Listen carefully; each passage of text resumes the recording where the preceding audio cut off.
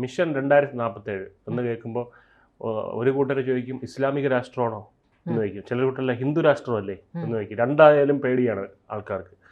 ഇപ്പോൾ 2047 ഇന്ത്യ എന്താണ് കംപ്ലീറ്റ്ലി ഇസ്ലാമിക രാഷ്ട്രമാക്കും, ഇസ്ലാമിക് റിപ്പബ്ലിക് ആക്കും എന്നുള്ളതാണ് പൊളിറ്റിക്കൽ ഇസ്ലാമിൻ്റെ എക്കാലത്തെയും ഒരു വിഷൻ അല്ലെങ്കിൽ അവരുടെ ആഗ്രഹം എന്ന് പറയുന്നത്.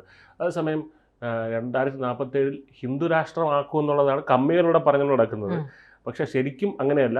കഴിഞ്ഞ ഓഗസ്റ്റ് ഇൻഡിപെൻഡൻസ് ഡേ മോദിയുടെ പ്രസംഗത്തിലുണ്ടായിരുന്നു 2047 ഇന്ത്യ സ്വയം പര്യാപ്തത കൈവരിക്കുന്ന സെൽഫ് റിലയൻ്റ് ആയിട്ടുള്ള ഒരു സൂപ്പർ പവറായിട്ട് മാറും എന്നുള്ളതാണ് എല്ലാ അർത്ഥത്തിലും. അതായത് ഡിഫൻസിലാണെങ്കിലും ഫൈനാൻഷ്യലി ആണെങ്കിലും സാമ്പത്തികപരമായിട്ടാണെങ്കിലും എല്ലാ അർത്ഥത്തിലും ഇന്ത്യ ഒരു സൂപ്പർ പവറായിട്ട് മാറും എന്ന് പറയുന്നു. അപ്പോൾ ഹിന്ദു രാഷ്ട്രമാണോ എന്നുള്ള ചോദ്യം ചോദിക്കുന്ന ആൾക്കാരോട് പറയാനുള്ളത് ഇത് ഓൾറെഡി ഹിന്ദു രാഷ്ട്രമാണ്, ഇത് തന്നെയാണ് ഹിന്ദു രാഷ്ട്രം. ഇതിനപ്പുറം ഇനി ഇത് ആക്കേണ്ട കാര്യമൊന്നുമില്ല.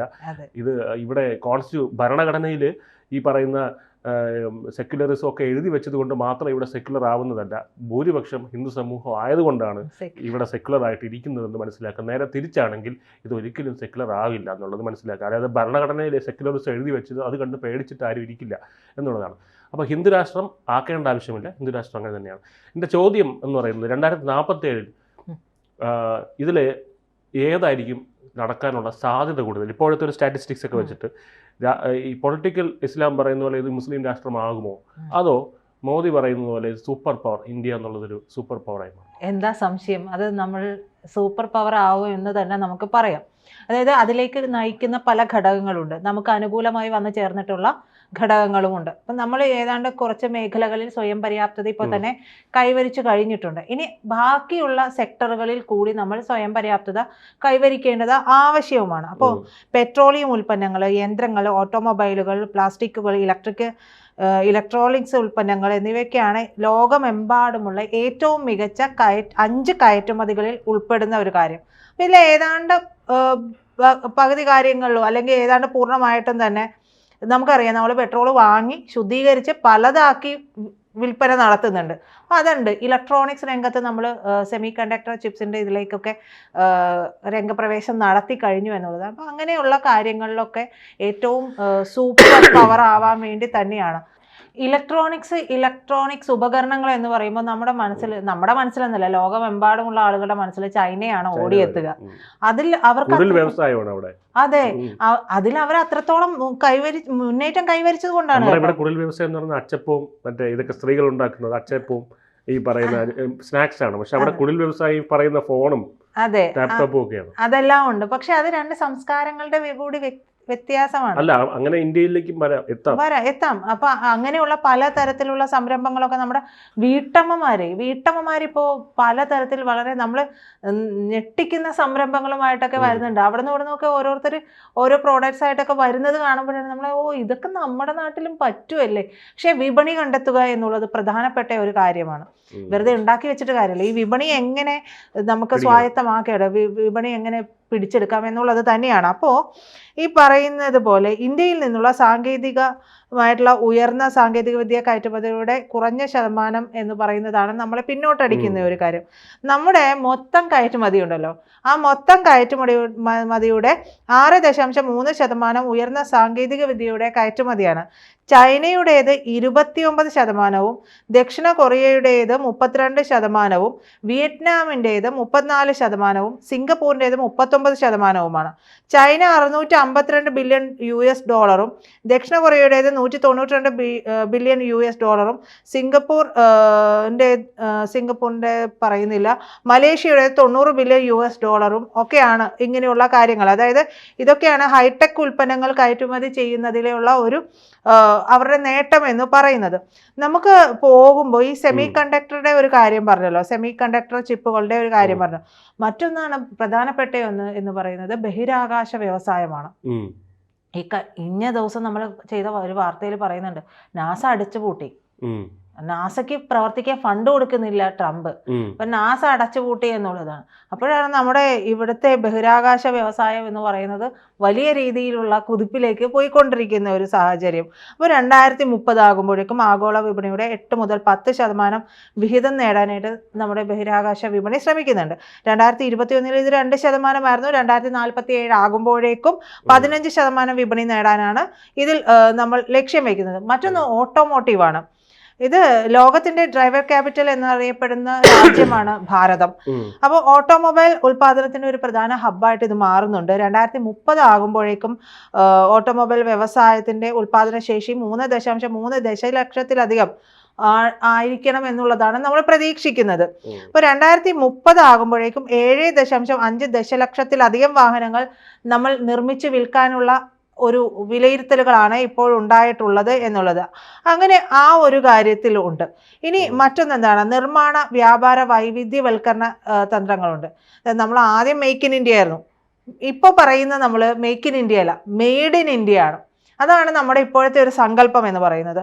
അപ്പോൾ മേക്ക് ഇൻ ഭാരത് ഉണ്ട്, പ്രൊഡക്ഷൻ ലിങ്ക്ഡ് ഇൻസെൻറ്റീവ് ഉണ്ട്, തുടങ്ങിയിട്ടുള്ള പലതരത്തിലുള്ള പരിപാടികൾ നമ്മുടെ ഇത്തരത്തിലുള്ള പ്രോജക്റ്റുകളെയൊക്കെ പരിപോഷിപ്പിക്കാൻ വേണ്ടി ഉണ്ടാക്കി എടുത്തിട്ടുണ്ട്. അപ്പോൾ 14 വ്യത്യസ്ത മേഖലകളിൽ നിന്ന് ഏതാണ്ട് 16 ബില്യൺ യൂറോ നിക്ഷേപങ്ങളും 1.1 ബില്യൺ യൂറോ പ്രോത്സാഹന ഒക്കെ നമ്മൾ ആകർഷിച്ചെടുക്കുകയും ചെയ്തിട്ടുണ്ട്. അപ്പോൾ ഈ പറയുന്ന സ്വതന്ത്ര വ്യാപാര കരാറുകൾ നമ്മൾ സ്ഥാപിക്കുന്നുണ്ട്. അപ്പോൾ ആഫ്രിക്ക, ലാറ്റിൻ അമേരിക്ക, മധ്യേഷ്യ തുടങ്ങിയിട്ടുള്ള രാജ്യങ്ങളിലേക്ക് ഉൾപ്പെടെ നമുക്കിതൊക്കെ വാണിജ്യം വ്യാപിപ്പിക്കാനായിട്ട് കഴിയും. 2030 ആകുമ്പോഴേക്കും കയറ്റുമതിയിൽ $2 ട്രില്യൺ കവിയുമെന്നാണ് നമ്മൾ പ്രതീക്ഷിക്കുന്നത്. അത്തരത്തിലുള്ള കാര്യങ്ങൾ ആ ഒരു ഭാഗവുമായി ബന്ധപ്പെട്ട് വരുന്നുണ്ട്. പിന്നീടുള്ളത് മാക്രോ ഇക്കണോമിക് സൂചകങ്ങളാണ്. ഇപ്പോൾ 2047 ആകുമ്പോഴേക്കും നമ്മുടെ രാജ്യം $30 ട്രില്യൺ സമ്പദ് വ്യവസ്ഥയിലേക്ക് എത്തുമെന്നാണ് നമ്മൾ പ്രതീക്ഷിക്കുന്നത്. ശരാശരി വാർഷിക നാമമാത്ര GDP വളർച്ചാ നിരക്ക് എന്ന് പറയുന്നത് 9% മുതൽ 10% വരെയാണ്. അപ്പോൾ നിക്ഷേപം നയിക്കുന്ന ശക്തമായിട്ടുള്ള വളർച്ചയൊക്കെ നിലനിർത്തിക്കൊണ്ട് ഒരു 2036-37 ഒക്കെ ആകുമ്പോഴേക്കും 37 കണക്ക് വന്നത് ഇപ്പോൾ ട്രംപിന്റെ താരിഫിന് ശേഷമാണ്. അതായത് 47 ആയിരുന്നു ആക്ച്വലി. 30 ട്രില്യൺ പറയുന്ന ഒരു വർഷം എന്ന് പറയുന്നത് 47 ആയിരുന്നു. അത് 10 വർഷം കുറഞ്ഞതിൻ്റെ കാരണം ട്രംപിന്റെ താരിഫ് വന്നതിന് ശേഷമുള്ള ചില കണക്കുകൾ പ്രകാരമാണ് ഇങ്ങനെ വന്നത്.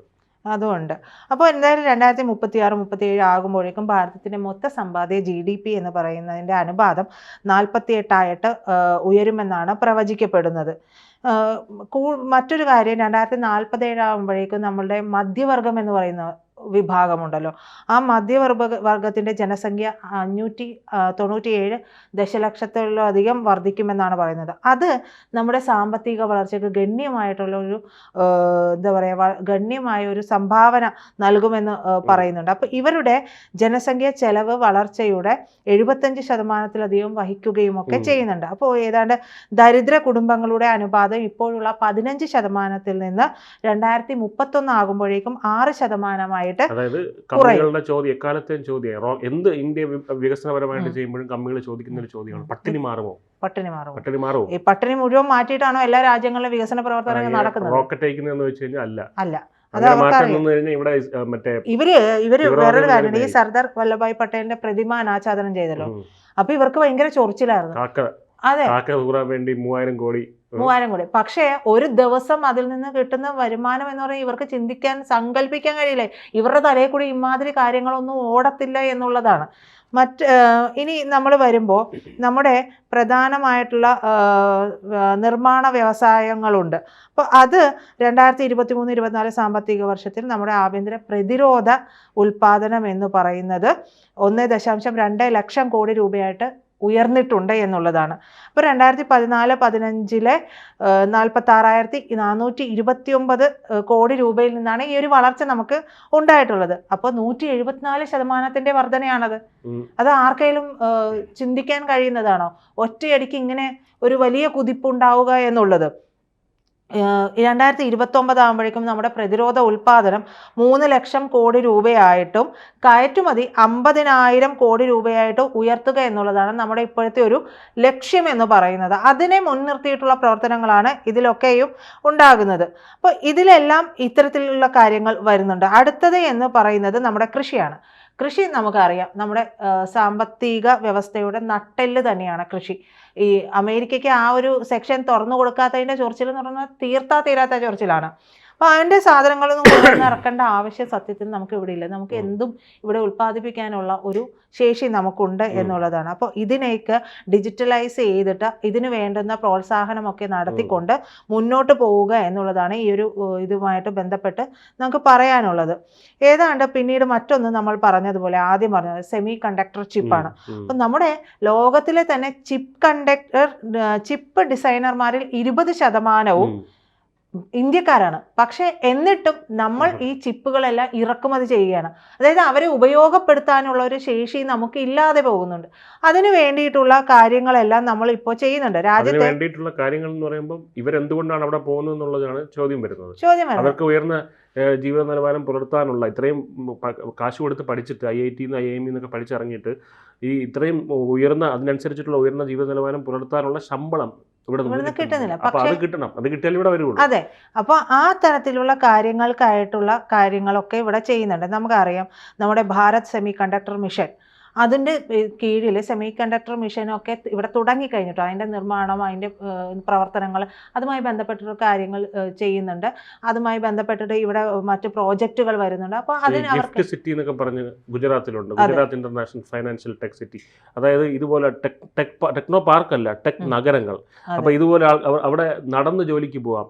ഈ പറയുന്ന സൂപ്പർ മാർക്കറ്റ്, തിയേറ്റർ, അങ്ങനെയുള്ള അതൊരു ടെക് നഗരങ്ങളാണ്. അത്തരത്തിലുള്ള നഗരങ്ങളൊക്കെ ഒരുപാട് വരും എന്നാണ് പറയുന്നത്. അതെ, അത്തരത്തിലുള്ള കാര്യങ്ങളുണ്ട്. എന്തായാലും ഇപ്പോൾ 5 സെമി കണ്ടക്ടർ നിർമ്മാണ യൂണിറ്റുകൾ നമ്മുടെ രാജ്യത്ത് അനുവദിച്ചിട്ടുണ്ട് എന്നുള്ളതാണ്.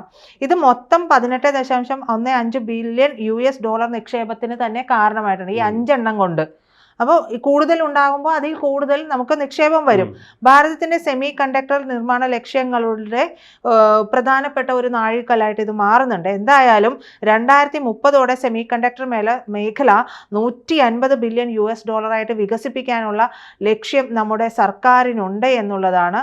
ഇനി ഈ പറയുന്നത് പോലെ 2047 ആകുമ്പോഴേക്കും വികസിത് ഭാരത് എന്ന് പറയുന്ന സങ്കല്പത്തിൻ്റെ കീഴിൽ നമ്മുടെ GDP എന്ന് പറയുന്നത് 30 ട്രില്യൺ US$ എത്തുമെന്നാണ് പ്രതീക്ഷിക്കപ്പെടുന്നത്. അപ്പോൾ ആ ഒരു തരത്തിലേക്ക് തന്നെ നമുക്ക് ഈ പറയുന്ന എല്ലാ കാര്യങ്ങളിലേക്കും കൂടി ചേർത്ത് വെച്ചുകൊണ്ട് എത്താൻ സാധിക്കും. ഇപ്പോൾ ഏതാണ്ട് 18ഓളം പ്ലാറ്റ്ഫോമുകളിലായിട്ട് നമുക്ക് സ്വയം പര്യാപ്തത കൈവരിക്കാൻ കഴിഞ്ഞിട്ടുണ്ട്. ഇത് കൂടുതൽ നമ്മൾ ഇനി ചെയ്യാൻ പോവുകയാണ്.